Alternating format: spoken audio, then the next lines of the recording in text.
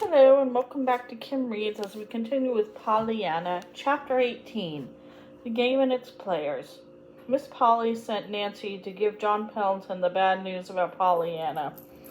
She had promised to let him know what the new doctor said.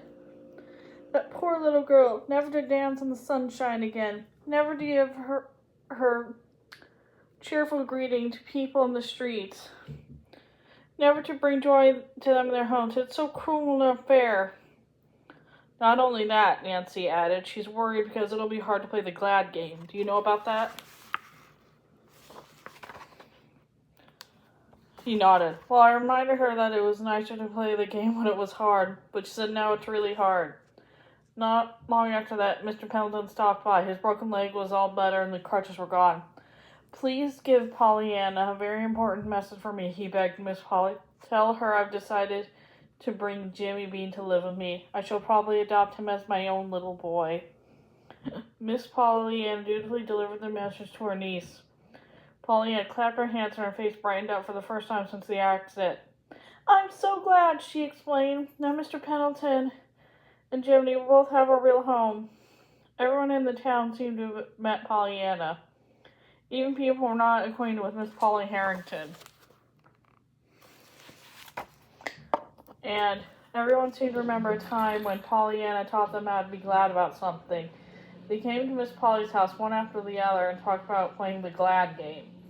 Miss Polly was indeed puzzled. She went to see Nancy in the kitchen and demanded an explanation of these strange happenings.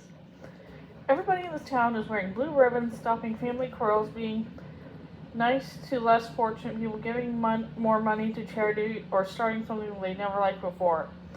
It's all because of Pollyanna, and they keep babbling about some game. Will you please let me know what's going on? Miss Pollyanna tried to tell you about the game, but you wouldn't let her talk about her father. He's the one who taught her how to play it. Never mind that, Nancy. Just explain it to me.